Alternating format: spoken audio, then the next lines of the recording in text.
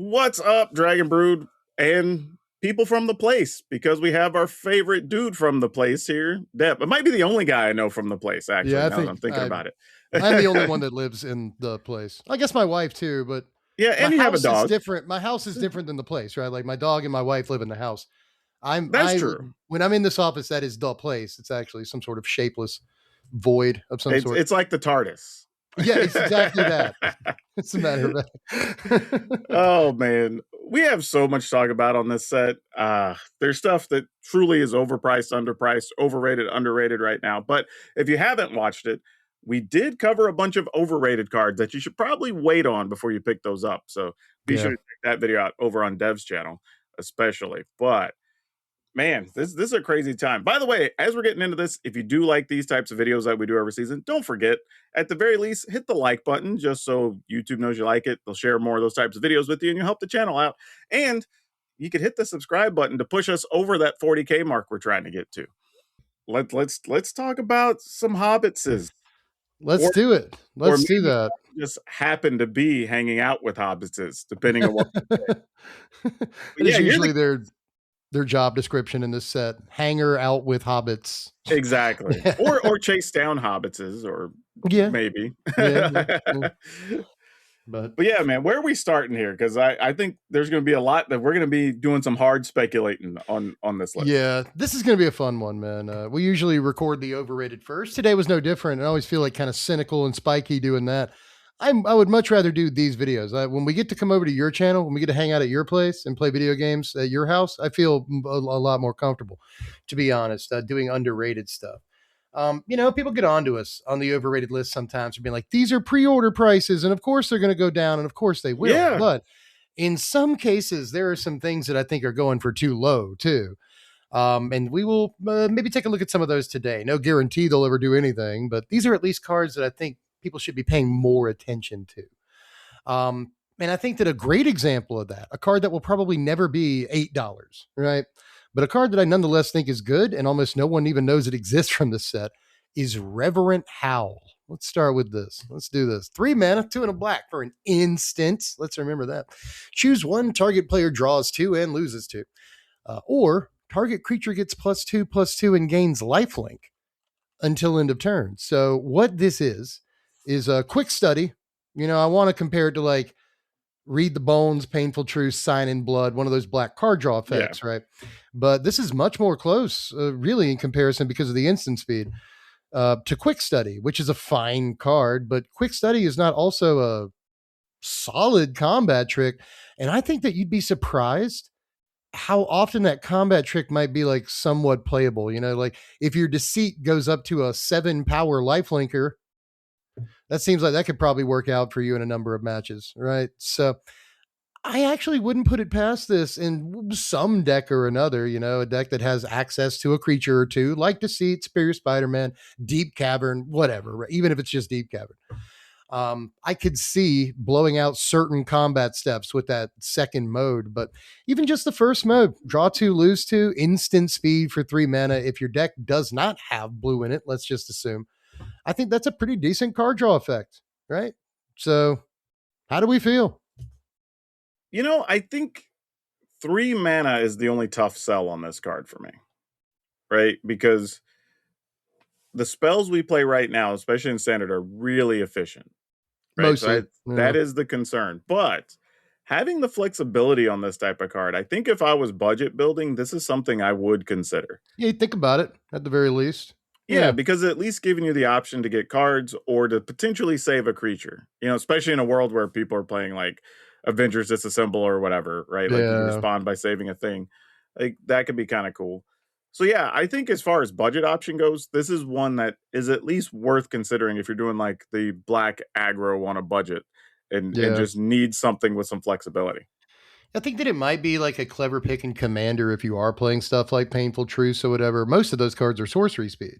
So just having the instant speed could be good. And as far as like Standard goes, if you wanted a cheeky pick for it, Cecil, you know what I mean? Like there are times where you want to lose life in that deck, so you'll take the life loss, but there are other times where you want to lifelink in that deck to get your life total back up, and like this will help with that.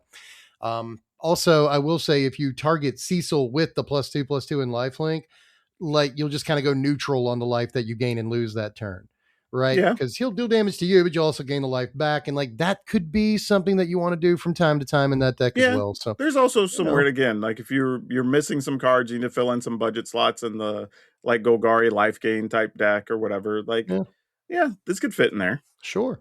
So I don't know, man. I just keep an eye on it. I don't think it's going to do too much in the, in the scheme of things, but No, I mean, it's still, you'll be able to pick these up for 25 cents, but like, almost surely, maybe even yeah. 10 cents. But I don't know, man. I think that there's going to be some stories with this card if you let there be. I think there's going to be some times you're like, oh, they didn't know that I had this access to this, and I blew them out with lifelink, gained 7 or 8 life, killed their guy on blocks, and you know what I mean? Just and if you can't do that, if you can't do the like narrow combat application, you can always just draw 2.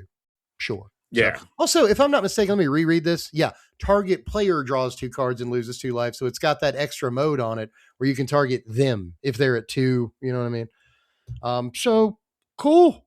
Cool stuff. Again, not saying it's going to be the heaviest hitter in the world. That's why it's my number 5, but still a fine card I wanted to kind of shine a little bit of a spotlight on here. Yeah, nothing wrong with that. All that said, what you got? What you going to start the day off with? I'm going to start with probably the most expensive thing on my list. Okay. Which is interesting because, again, we talk about cards being underrated and do they make the list, but sometimes things can be valued and still not be valued enough. Oh. And I think that might be the case for Bilbo's Gambit. 1 and a white, instant, you can gift a treasure. Return target spell to its owner's hand. If the gift was promised, players can't cast spells this turn. Man, this is doing a lot. This is one of the best cards in the set. Like, I honestly think so too. Pretty definitely for competitive play, at least, and for Commander for that matter. But yes, especially competitive play, putting a counterspell like Reprieve into Standard is kind of amazing in a lot of ways. I mean, you're talking about being able to disrupt combos, so they just can't do anything else for the turn. Or just big plays, like, oh, I'm going to Revelation you. Like, no, you're not. You're going to wait a turn on that, actually. Or, you just blink somebody's turn, right? You're like, yeah, you get a card, but you can't do anything with it. Yep. Yeah, what people I think are missing about this, because I've seen everyone, talk about how it's Remand or Reprieve, and how like, oh, those draw you a card, so they're better. Those cards don't stop the turn. Exactly. This card ends effectively. I think they can still like attack you or whatever. Yeah, you can attack with creatures you have. Still, like, they can't play any more spells. That's crazy. Like, that is a crazy line of text. Like, that means that if it's on your turn, like, they can't counter any more of your spells. They can't play anything else to the table or whatever. They can't remove any more of your creatures that turn. Like, that's an insane line of text, dude. How much is this card right now on pre-order? I've seen around $15 on some sites. Okay, and maybe it could be more. I could see that. Yeah. Now, I will say this. I don't know if it's main deck worthy in a lot of decks, but it's definitely one that I would put in sideboards if I was playing any type of RCQ Open Series stuff for Standard. Yeah. And I do think in older formats, this is also a very good card. And I think anybody who's playing competitive Commander as far as bracket 4 or 5s, if you're even able to splash white for anything, you're probably playing this. Yeah. In like older formats, we talk about Vintage, Legacy, that would normally play a spell like Remand, for instance. And in CEDH, kind of what you're talking about, in both of those environments, I think this card is much better than any of the counter spells kind of like it that came before. It's crazy. It's Orim's Chant. It's like Orim's Chant on a counter spell. It's crazy, dude. That's but insane. There's also the random thing that people forget is that if you're playing anything that may want to play multiple spells in a turn, you could return your own thing just to like trigger whatever, because it just says target spell. It doesn't say opponent spell. You could do that. It could. So yeah, there's a lot of quirkiness in this card that I think it might be even better than people are talking about right now. There's a few things in Standard have a cast trigger. Maybe you just want the cast trigger over and over, right? So you could. And again, I think people are talking highly of this card, and I don't think they're talking highly enough. No. This, if it's not the best card for competitive in the set, it's like in the top 2 or 3. Like easy. Card is wild, and it is weird that we just in the overrated covered a 2-drop in white that is $90 for no reason. Yeah. And this is coasting at 15 when it's probably one of the most impactful cards in the set by far. So yeah, which is just crazy. Yeah, I'll take that point. You made a good point there. But all right, man. Like I said, what else we got that's maybe undervalued right now, even more Well, that people don't know about? I think that my next card is the most expensive card on my list. It's right now a little under $6. Scryfall's got it listed at $5.90. But I really like Cantankerous Keepers. Not necessarily for standard, but I think it's got a lot of value in commander potentially for Elf Ball. This is 6 mana, 5 and a green for a 4/3 Elf Soldier. It has affinity for elves. And when it enters, mill 4 cards, then put all elf cards from among them into your hand. Would you call a 1 mana 4/3 that draws 2 cards good? Is that a good card? I'm pretty sure that's a pretty Seems solid. solid at the very least. And it's like blinkable. It mills instead of just looking at the top 4. Like mill is good too. So I don't think that this is like the payoff in standard elves. I'm not really talking about standard at all in this entry. I just think that there are already at least 2 elvish card draw pieces I can think of that are very similar to this card's effect, and they cost like 3 mana.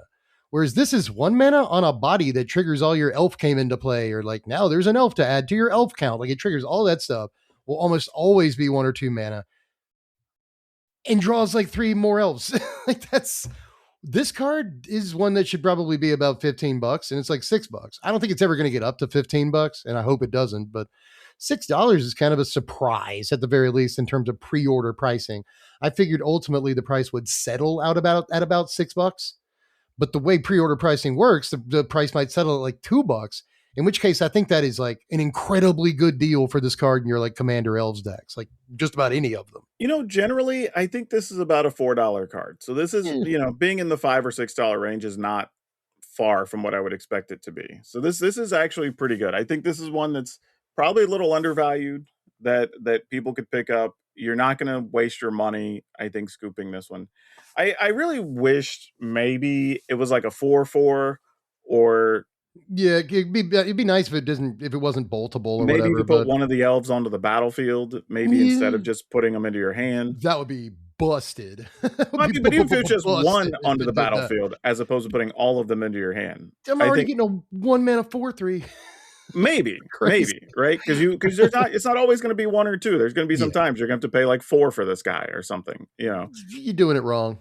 No, I mean people just kill your creatures, like, How and then you much? just Yeah, I mean, there's sweepers and stuff, but just like yeah, how much on average does Priest of Titania tap for? How much life does Well Wisher usually give you? It's usually like in the realm of 5 or 6. So I think sure. like this is well costed. Let me put it. Even if it costs you 3 mana, a lot of the elvish card draw spells that people play that are like, look at the top 4 or 5 and put some elves in your hand. Like those cost 3 mana too, and they don't give you a 4 power body that benefits from anthems Oh, and I'm with you. This also uh, does have a failure point though, and it will just brick sometimes. there is a Yeah, fail case. Like, but yeah. even if it bricks 2 mana 4/3, it could be worse. I guess That's is what my I'm point. saying. Like, it's fine. That's what I'm saying. Like, Yeah, that's why I think $4 is about fair for this card, yeah, right? fair enough. Yeah, and I think it's still playable. I think if people play elf decks, it's a quality card people want to consider. Like, and maybe you're also doing something where you want to mill and put things in the graveyard, right? Yeah, So that could yeah. be a thing.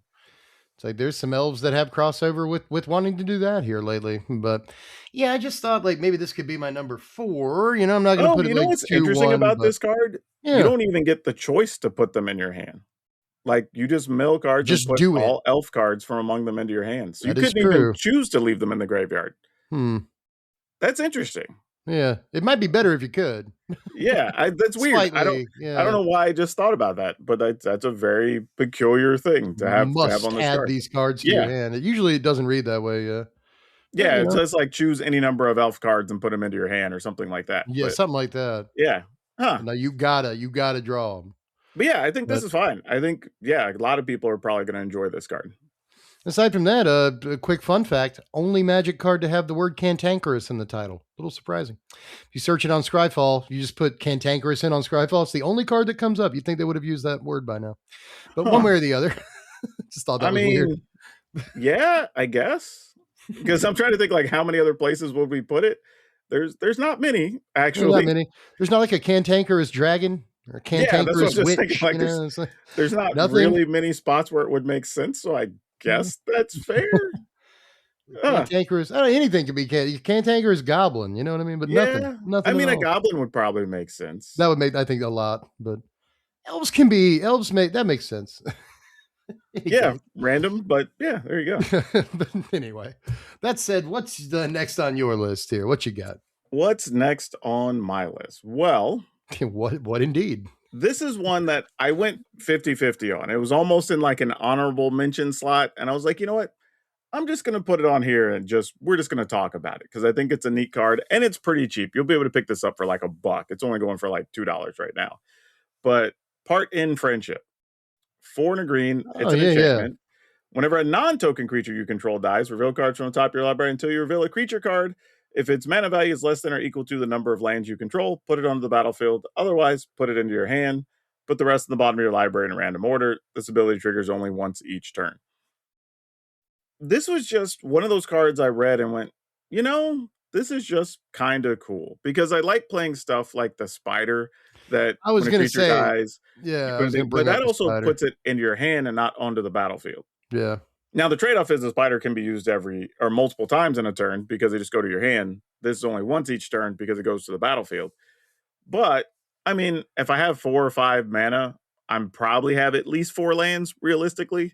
So like anything that costs 4 or less would just come into play. Like kind of cool. I could see some situations where again, if you're budget building a little bit and you're missing 1 or 2 key rares, this isn't a bad one if you're worried about having some resistance to the board sweepers, the control Yeah. decks, that type of thing to just keep the pressure up. I'm okay with that. And if you have a way to sacrifice a thing, then okay, cool. You sacrifice during their end step, see if you find something else. Like kind of cool. And the best part is a lot of times cards like this are like if the creature is less than the cost of the one you got rid of, or it's X plus 1. This is just like whatever, it's just equal to the number of lands or less. Yeah. So sometimes a 1/1's going to die and you end up with the 5/5. 5/5. Yep. Yeah, right. Like, Yep, that can happen with this card, which is really interesting, like an interesting wrinkle on an effect like this. At the very least, it's a card advantage engine, or card parity engine. Because you lose a guy, you get a guy. And I like that spider too, that 3-drop spider. I was going to bring him up. I like him a lot. This yeah. card kind of barely skated onto my commander, like top 10, like spoilers for my commander list, but like this card did kind of barely skate onto it because I think it's a really interesting card in terms of, like a value engine for Yeah. certain green commander decks or like aristocratic piles and stuff where you're going to be losing creatures. And it works like, I think 4 times a turn cycle if you are sacking guys or whatever. So it does seem pretty good in certain contexts, but it's probably slightly too expensive for standard. Blah blah blah blah blah. Yeah, But yeah, for it is sure. still probably a decent looking card advantage engine. I kind of considered this card for this list too, but when I decided to put it on the commander list, I was like, well, I don't really want to like do the same card on multiple lists. So I'm really glad that you put it on here because this is one that I thought pretty hard about too. I like this card. I feel like I kind of like it more than I should, right? At 5 Yeah, I'm mana, not but I still, super high on it, but yeah, I like it for having a budget option, right? If I just yeah, don't have the money for the big cards, I can defend stuff and protect things. I'm cool just having this be there. Hell, honestly, it also has some value even in creature combats where you're like, man, I gotta block this Death Toucher so I get rid of it. Well, I lose my body, but I replace it with something. at least I get something. This is a Yeah. great like value, kind of grindy. And it doesn't fail because you just put the card in your hand if it's Right. not equal to or less than, which I also like because it's not like, oh, I got a creature but I can't play it. So yeah, I like that too, a good bit, and especially again in like an aristocrats context or whatever, where you Yeah. can sack a small guy, get a big guy. Interesting that I could sack like Lana Elves and get Sephiroth or whatever, Yep. but for 5, it's a lot. But again, like willing to at least give it a shot. It's not a bad engine. It's really not a bad engine. Oh yeah, not one I would go crazy trying to get your hands on. But like I said, I think this probably settles at around $1, and at that point, I could go with it as a sideboard card or something and be okay with it. Yeah, yeah, all day. All right. And hopefully it'll be less than that. Honestly, this is one that for Well, yeah. Commander, I want to pick up for like 50 cents because I feel like I'll play this in not only like Tom Burton, William Commander, Dina, and stuff like that, but like I got all kinds of stuff to do with this bad boy. Oh, I'd play I'm it in serious. several commander decks. Like Yeah, all honestly, day. like this is almost okay just to put in your commander deck. Yeah. And It's that's like why 50 I was looking cents at it. Just saying for the price, like if it gets down to $1, yeah, just if you're all playing day. creatures, why not? They go pretty well in like Bellow Bard of Brambles, the guy that turns all your large enchantments into 4/4s as long as it's your turn. Yeah. So now, like, if your enchantments happen to leave the battlefield or whatever, they die. Yep. You know, like you can get new stuff. That's cool. You have to hit creatures with it, but whatever. You know, I Yeah. believe there's also a chance here, if I'm not mistaken, the way this is read, like if there are only a few creatures in your deck, Now you you, see. yeah, you guarantee that you hit something cool. So Yep. that's kind of neat, right? So you can have something in play because that'd just be a non-token, right? But it Yeah, could be your mana rampers or whatever.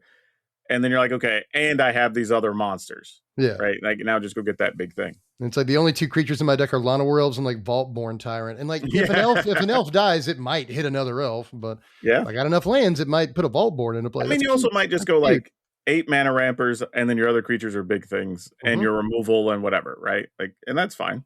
I mean, and just one more thing on this. It's interesting that it can put, okay, like overly statted creatures for their mana cost. Like there's a world where this could put like an Abhorrent Oculus into play, you know, Yeah, and usually that would be a difficult card to get into play, right? But with sure. this, you just have to have 3 lands. If it hits an Oculus, you get it. So like there might be like weird tricks with it too. I kind of like that about it. Yeah. I mean, I like it way more than Last Light or Durance. So you Yeah, know. this is a really bad card, man. It was awful. So, and I'm sure uh, this is like less expensive than that card's like $7 right now. And yeah, I don't even understand why. What's going on with our world? dumb stuff. But all right, man. What's your next one? Next, I've got one of these dwarf men. This is Glóin the Mighty. This is 4 mana, 3 in a red for a 4/3 legendary dwarf warrior. On the creature side, at the beginning of your first main phase, add 2 red mana. Awesome. But it's also got easy pickings.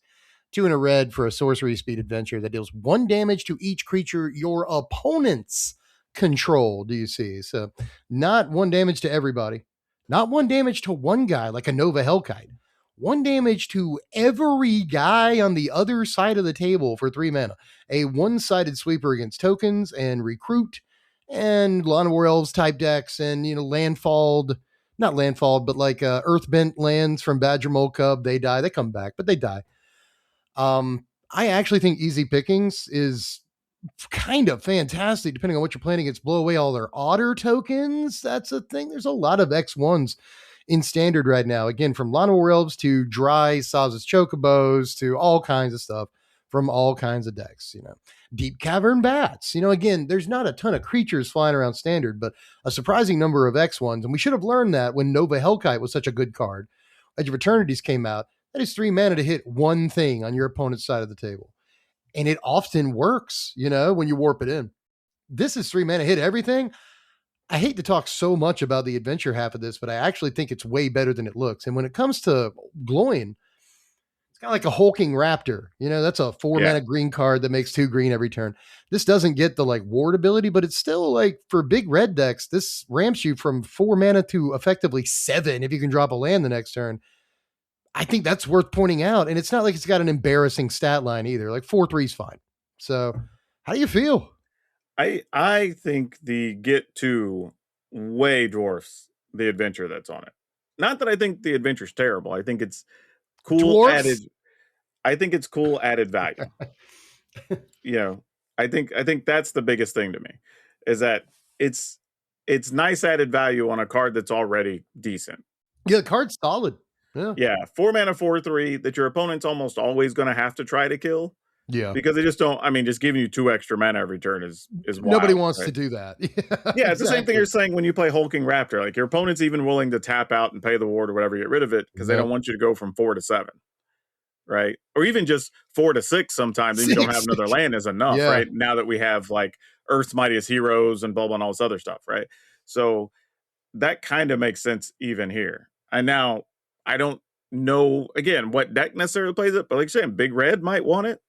Yeah, You something know, like that. You know, if we got like a mono red dragons flying around or play just Glóin into something. like Clive or something Yeah, the next that's turn, actually a gross right? line. You don't even need a land to do that. That's Yeah. So there's great. some things you could possibly pull off that I think could be pretty interesting. Yeah, man. I think the guy's like $150 right now, and a lot of the uncommons in the set are sitting around there. So I don't know, especially given that Hulking Raptor is not necessarily a very, you know, played card in standard. You see it on the arena sometimes, Yeah. but not a super important card in big boy standard. And so, that's got ward. So I'm pretty sure that card is generally better than Glóin, but Glóin is in red, which does have some ramp, Exactly. but not as much ramp as green usually has access to. So I don't know, man. I think there's a small shot for this to see a little bit of play, but Yeah. I don't know how much faith I have in it end of the day, but it is definitely, I haven't heard anybody talk about it whatsoever. And I think both modes are potentially usable. But like you said, this isn't one of those guys that has an adventure mode that you feel the need to play the adventure in every single game. But when it's good, it's crazy. Like when you 2-for-1 them with the adventure half, that's wild. And it curves into itself, if Yep. you play adventure and then him. So I don't know, dude. I think that the turnaround of I blow up 2 of your early guys, and then next turn I get this ridiculous ramper. That's it's a good way Yeah, to I'm start a into it. game. I'm into it. But all that said, I think we're down to, what are you, My third one? number 3? Fourth I think one. that's I three correct. one. Yeah, three. I think that's correct. All right. This is one that has an okay price tag on it, but it might be priced either exactly right or slightly low. But the Eagles are coming. Oh, it's a neat card. Yeah. And I say this as a Cowboys fan that generally does not like the Eagles, but this is a cool card to me. Well, if you don't know what it is, it's a 2-mana instant. It's 1 and a white. It has a kicker of 2 white. So you could max it out at 6. But you choose target creature you own. If the spell was kicked, instead choose any number of target creatures you own. Return each of the chosen creatures to your hand, and at the beginning of the next upkeep, create a 4/4 white bird soldier creature token with flying for each creature returned to your hand this way. I like this card as a cool way to defend a creature, right? Yeah, very neat. Yeah, you turn a creature into a 4/4. Like a lot of times you're going to be getting an upgrade. Not just that, you're going to be getting an upgrade because it has flying. Yeah. As a 4/4. But also, we know that Settle the Wreckage is in this set. Mm-hmm. So now you can get into these weird things where you attack, they settle, you're like, cool, I'll tap out, save my creatures. During your upkeep, I get 3 Eagles, 4/4s. and then on my turn, I can damage on the replay my board. creatures. Or if your creatures have enter the battlefield triggers. Yep. Right? You get to reuse all those. So yeah, I don't know. This feels like it could be better than honestly, this is going to be a little bit of a scary card at times. If your opponent just has mana up, if you're just all right, well, I'll just turn my creatures into birds and I'll attack with 4/4s next turn. Because that's the other thing, right? During your opponent's end step, you can be like, great, I'm just going to return my 3 creatures. During my upkeep, I get 4/4s or whatever, right? So many cool things you could do with this. It's imagine this as a response to any sweeper effect. It's like you said, settle, but just anything, you know what I mean? Not only do I get to replay my creatures, which is great against control. Suddenly I have 3 or 4 cards in my hand that they have to respond to again, but I also have 8 power on the table. That's wild. Imagine this as kind of a finisher almost, maybe a 2 of in a pixie. If I return my pixies and my Sun Pearl Kirans and stuff like that to my hand, at the end of your turn, or something like that. You know what I mean? Not only do I have those ETB triggers again, I can get back my momentum breakers and play those or whatever I need to do, but I also get, 8 power and flyers on the table. That's way bigger than my pixies and Kirans were, right? So and that's if you never kick it even, right? You could just target one thing, get a 4/4, and then I'm reusing my ETBs, right? Yeah, I was going to say, again, in Pixie, if all not even kicking it, right? Just 2 mana, save Pixie from removal, get it back in my hand, get that trigger again, and get a 4/4. You don't have to kick this in order to get a ridiculous amount of value out of it. When you think about it, a 2 mana 4/4 flyer that allows me to get another ETB trigger it's a pretty good rate. Yeah. All things considered, it's a pretty good rate. So yeah, I think this is a really, really neat card. Even like you said, even if it's never kicked, you never get to 6 mana.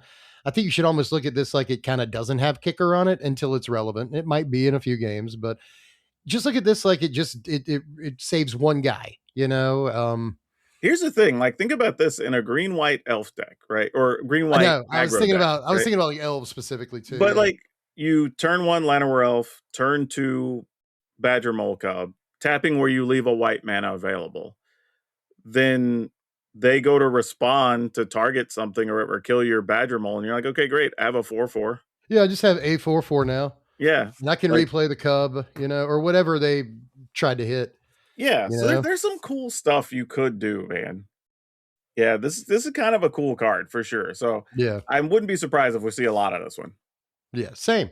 Same. I'm a little surprised that more people aren't talking about it too. I think this might be like kind of wicked in terms of like actual like practical play patterns. You know, like once you're out there with it, it probably does some kind of splashy stuff. So, It's one of the most interesting cards at the very least. oh yeah, yeah, yeah. Really need to think about this one. Good pick on Ooh, that. actually, you know what else I just realized? It doesn't even say Hmm. non-token. So like there are turns, like if you're playing the token decks that are just like pinging when your creatures enter, like you can just attack and then during your opponent's instant, be like, yeah, I'm gonna pick up all these tokens and replace them Tokens. with 4/4s. Yeah, like all my Right? mobilized guys from Voice of Victory or whatever. You Yeah, know, like like that's kind of sicko too. that is kind of neat.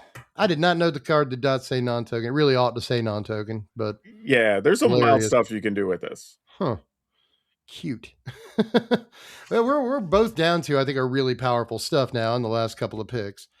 I have got a factor fiction variant that basically no one's talking about up next. This is Riddles in the Dark, 3 mana, 2 Okay. and a blue for an instant. Look at the top 4 cards of your library, separate them into a face down pile and a face up pile. An opponent chooses one of those piles, put that one into your hand. The other pile goes into your graveyard. You don't shuffle it in or anything. So theoretically, you could have access to all 4 cards depending on what goes in your yard, whether or not you have a copy of Flashback in your hand or whatever it is, right? A reanimator spell. Sometimes it may not matter, just like intuition. There's a card like this from Tempest, I believe, called Intuition that's like hundreds and hundreds of dollars. And this is kind of reminiscent to me of that card mixed with a factor fiction, right? Where you have to do the 2 piles, your opponent chooses one. Ultimately, your opponent is choosing what cards go into your hand. But you are choosing, you know, how the piles look, which one's face down, which one's face up, all that stuff. So there's a lot of, I guess, cerebral play that goes into this that reminds me of the old factor fiction, you know, setups. But apart from that, this is just 3 mana to maybe put like 3 cards into your hand at instant speed. And again, apart from just putting the cards in your hand, you also get like graveyard fodder while you're at it. And I think that that is worth, you know, this is $5 on pre-order. And I think it's probably worth about that much, if not more. You know, if there was a point in history where stock up was $10, this card, like, you know, I'll just stop there. I think that this card is pretty powerful looking, in my opinion, at least. 3 mana Yeah, for this kind of effect at instant speed is wonderful. I think it's a tough measure because we have so many cards right now. Like you're saying, with stock up and the 2 mana one, right? That you, if you have an instant and the sorcerer in your graveyard, you know, Oh, yeah, flow state. Yeah. yeah. But this being an instant is a really big point. I think You it's know, crazy relevant. the downside is you're not guaranteed to get what you want out of the sack, right? Whereas you're practically guaranteed with the stock up, right? Yeah. So I think it's very interesting. It's close. I almost feel like we're splitting hairs over differences in some cards, you know, because I think there's an upside and downside for sure. But the $4 to $5 price is probably okay for this type of card, honestly, Yeah. especially since it has the option to put some stuff in your graveyard, which you might actually want. It's like beyond just the pre-order prices on it. It's also a card I haven't really heard any real buzz about. I just feel like this is one of those cards that people should maybe be talking a little more about. I think the instant speed makes the card pretty decent. You know what I mean? And like in a deck like Jeskai, I don't know how many copies you play, but in a deck like Jeskai, you could theoretically get rid of stock up, and now more or less your entire deck runs at instant speed beyond tablet. And you know, apart from that, you've got cards like flashback in the deck, like the card flashback, but you've also got cards with the mechanic flashback as well. So, you know, there's fun setups where Yeah, you can, you know, make your opponent like the face down pile is the one with a copy of flashback in it or a copy I of a think that's flashback card, that's the you know. interesting if you do hit that. The problem is on the times you don't, when you're like, man, I really need this like Day of Judgment, or I Yeah. really need this Just Guy Revelation, right? And then you get the wrong pile, right? Like that's gonna feel real bad those times it happens. Yeah. But I do think there's a decent amount of upside to this card for sure. It's like I think that the way this works in terms of game theory, if I remember this particular kind of problem um correctly, is that your opponent will almost always give you the face up pile. Like, and when I say always, almost always, I mean a good 60% of the time. Not almost always, but 60% of the time in a game theory problem like this, I think your opponent almost always gives you the pile. They know what it's in. You know what I mean? Oh, see, I think it's very game state dependent. Having been a person who's played a lot of against a lot of like factor fictions and Yeah. everything else, Yep. like game state makes so much of Oh, a yep. difference on what you get. No. Because sometimes I'm like, yeah, if you're willing even to show me this card, yeah, you can just have it. Whatever. Here, Yeah. I'll get rid of the other stuff. You know. Or if it's like, hey, you get this one really good thing, or the four things that are face down, like, yeah, just have the good thing. I know I can deal with that one. Right. You know, so Yeah, which is, I think that is how this card will shake out a lot of the time, is that you will put, one very good card in one pile, the face up pile, and then the other pile will be three face down cards. You know what I mean? Like, do I give my opponent three cards, or do I give them the one thing that they really want? You know what I mean? yeah. Like, even And if you there miss out on the pile you want, you still get three cards, like in sure. that situation, right? Now the trade-off is when you're playing something like split up, you just get the best two cards anyway. Yeah. Or stock up, I mean, right? Like Yes, I knew that. so Yeah. that makes sense. But yeah, I think if you're playing something that also cares about the graveyard though, that's where this card can really shine. Because you're like, well, even if I don't get it, I'm putting something in the yard that's gonna help me anyway. Right. And I think that's where you really want to be with a card. Like, I mean, you brought up like Aberrant Oculus earlier, right? It's one of the Yeah. problems is sometimes you don't have enough cards in the graveyard. Right? Like maybe that's a type True. of deck that wants something like this. Or you're also putting stuff there that you can copy or reanimate or Yeah, whatever, like right? Like, the deceit deck that plays yeah, Superior Spider-Man exactly. might really be into a piece like this. Yeah. Especially considering this piece would allow them to play kind of more at instant speed for the first few turns of the game. And I think they'd So appreciate that so I ability. don't think it's a stock up replacement. I just think it's depending on the deck, if you can take advantage of the other parts of it, then it could be worth playing it. Right. Stock up don't put nothing in your graveyard. And Yeah. this can. So I don't know, man. 3 mana, a lot of these effects will cost 4. At 3, I Mhm. think we start paying attention. So especially considering just a 3 mana potential draw 3 is pretty all right. Just in and of itself. But with that in mind, I think you've got 2 more left. Am I right Yep. about that? Yeah, let's get to And this is a $2 uncommon that I don't know if it will be less than $2 anytime soon. it. But Thorin Oakenshield. It's a red and a white, so 2 mana for a 3/2, Oh yeah, this which is already solid on rate. It does happen to have trample, which is awesome. It has storied, which is if you control 3 or more artifacts, legends, or sagas, you get a what they call the enduring story. I guess it'll be like a token or something, just a marker. But as long as you have an enduring story, artifacts and creatures you control have ward 1. This is great. Not even just for because my first thought was, oh, this is great. Like you get to protect your artifacts so they can't remove stuff. But I'm like, this also protects creatures. creatures, yeah. This just gives everything ward 1. Really, That's really cool. irritating. Yeah, it just makes it harder to move your stuff. It's a 3/2 body for 2. It has trample, so if you put equipment on it, that's a bonus. Right? Like it's gonna be hard for your opponent to deal with. Like I'm just saying if I'm playing red white and playing artifacts, like I might as well be playing this card, right? Yeah. Like I can't that's literally what my thought was. If I'm building an artifact deck and it has red and white mana, can't imagine why I wouldn't play this card. This card's just solid. And it's not even equipment, it's just artifacts. Yeah, Like that's the period. thing. Yeah, artifacts and creatures. Yeah, artifacts and creatures. I had to double check. Like, yeah, I thought it might be like dwarves or something, but yeah, just artifacts and creatures, period. Yeah, Yeah, for this is 2 mana, that's bad. They even throw trample on it for you. On a 3/2, 3 power, sure. it's a 3/2 for 2 with 3 solid abilities. Yeah. Well, 2 solid 2 abilities and one really that sets up your other stuff, basically. exactly. Yeah. But yeah, I'm here for it. I think at if you can get these at like $1.50-ish, yeah, take a chance on Not like 2 or bad. 3 copies of them. I mean, how hard is it really to have an enduring story by like turn 3, you know? Because all it really wants you to have is like some artifacts. This guy counts 1 toward your Yep. story count because he's legendary, right? So if you play like 1 drop artifact or something like that into Thor, and then like turn 3, you should have enduring story, and then you know, I just feel like that early in the game, all your guys being that much harder to target is really, really good. The fun Ward part one is is, great. most of the times, if you play this on turn 3, they're not gonna be able to get rid of them anyway. Because he'll be Probably able to not. protect himself. Or matter of fact, you could play like turn 1 artifact, turn 2 like Swiftfoot boots or something or whatever, Mm, or one of the other ones that costs like 1 to equip, and then you play him on 3 and equip him with something that gives him like ward or hexproof or whatever, and and now now he's he's just a really, real nuisance, yeah, he's right? tough to deal with.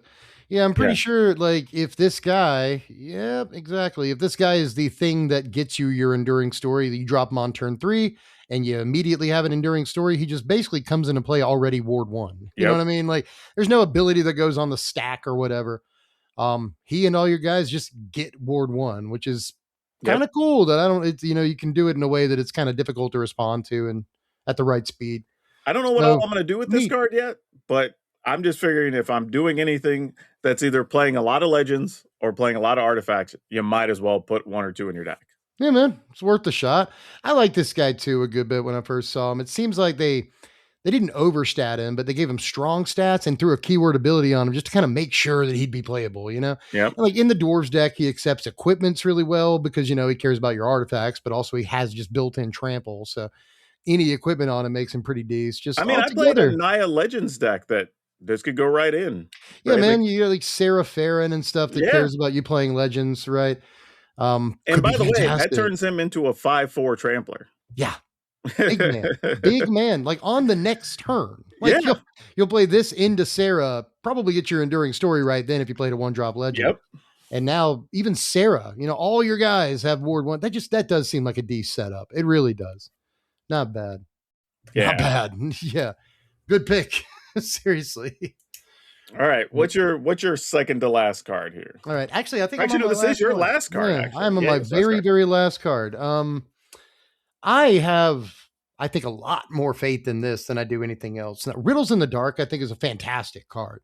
But if I had to choose another card that was sort of in that same, on that same level in terms of cards I don't think people are paying enough attention to, it would almost certainly be Roads Go Ever, Ever On. This is a white saga from the set, costs 1 and a white. On chapter 2, search your library for up to 2 basic plains cards, exile them, and then shuffle. You gain 2 life. On chapters 2 and 3, you put a card exiled with this saga into its owner's hand.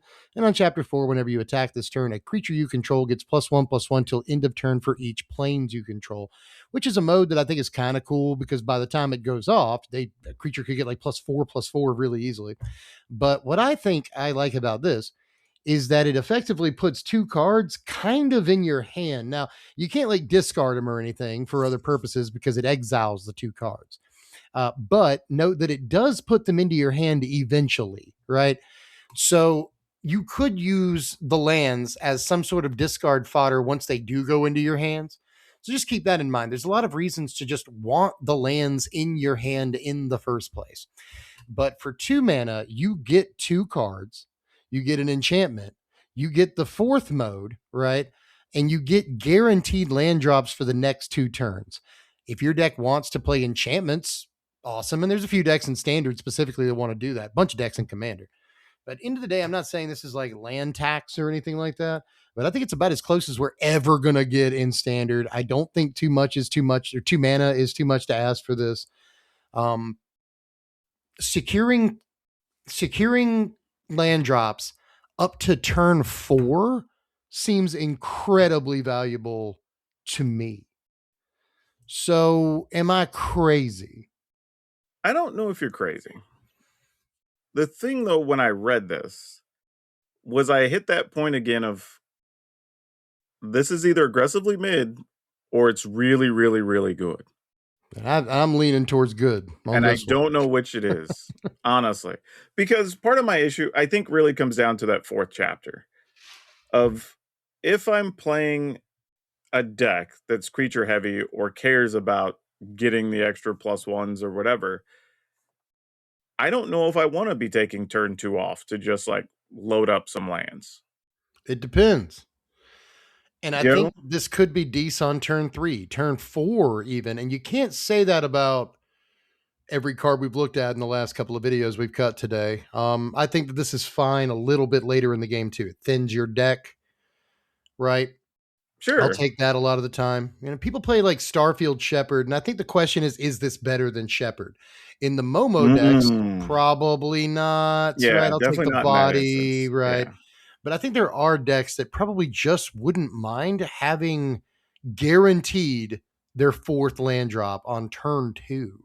And that theoretically decreases the amount of lands you even have to play in your deck in the first place, right? And I think that's kind of an important part of the card. So there's a Yeah, lot but I that's like always on a this. risk though. Because then if you I only think get you like get away with 18. In mono white, I yeah. think you get away with 18 if you played 4 of this card. Yeah, but Yeah. then like okay, so I got that, but then I also am not playing something aggressively in those same because if I'm playing 18, I'm probably trying to be aggressive. Yeah. Because otherwise I want to make sure I get to guaranteed land drops if I don't have this card. And I think that's where some of my logic was coming from of just like this feel like is there some control deck maybe that wants this? Because getting that extra 2 life is nice, and then making sure I hit all my land drops, and then we just don't care about the 4th chapter, which is possible. Yeah. Like maybe it's not about the 4th chapter. Maybe it's just about the 2 life and making sure I get those 2 extra lands. That's more than reasonable, right? There's some decks that might play it just for that. And I think that's where my logic goes like, okay, so maybe we don't care if we're playing creatures or not. Right? Yeah. Maybe that's not what this card's about, right? And in that case, yeah, it's probably worth $2 or $3. So I like, think it might be worth more. I yeah, really do. so I don't have a problem with it. It's just I think it's interesting in how it reads, and I felt that way about a few of the sagas in this set. They do 1 or 2 things that I'm like, okay, and then the other 1 or 2 things don't seem to align with the other part. So I'm Yeah. like, okay, which of these do I want more than I because if I want in this case, 3 of the 4, then it's totally worth it. You know what I mean? And we're just gonna ignore that 4th part. I mean, but Or the fourth part, that fourth part ain't bad. It really, I mean, slam for an extra 4, like slam for an extra 4 or 5 the last turn. That's sure. yeah, but that's again assuming No. I'm only playing white and I've wanted to make sure I've played planes every turn, right? Mm. I didn't play I don't know, some multi-land on turn 1 or 2 that allowed me to cast this to get the 2 planes, or you know what I mean?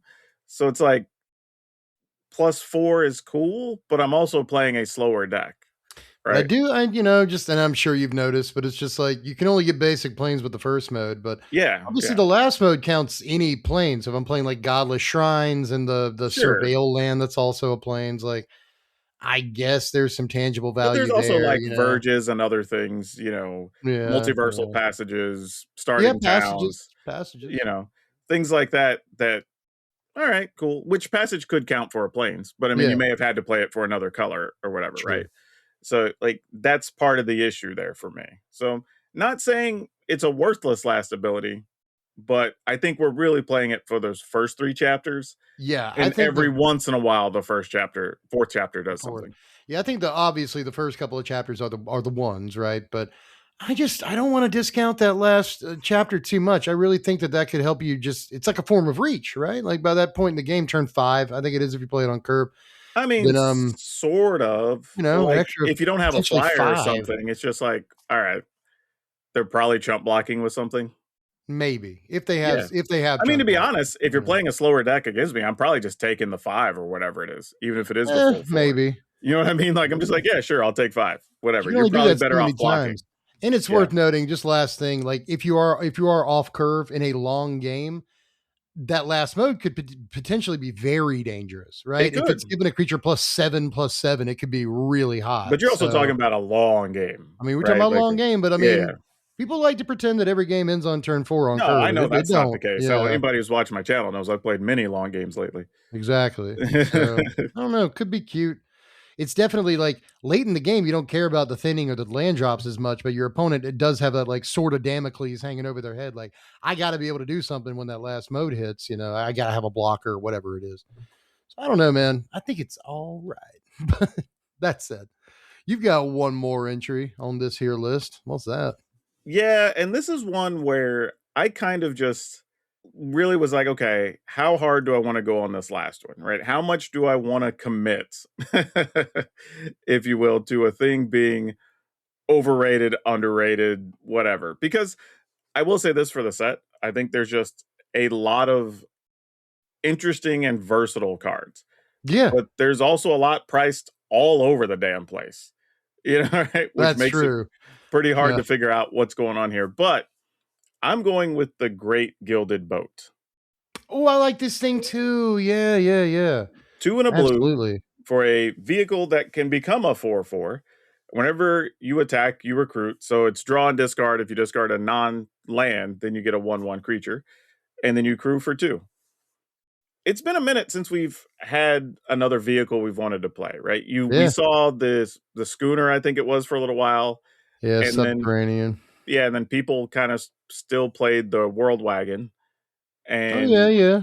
that's kinda it. You really don't see too. Oh, that's not true. I think some of the red, green aggro decks were playing, like, the Gastral Thrill Roller over where that was for a minute. Oh, something like that. Yeah, Yeah, yeah. and that's Sure. about it. I don't think we've seen any others. So, it was cool seeing something like this. Now, it is 3 mana, which is a little bit of a downside, but being able to attack and recruit, which doesn't say when this attacks.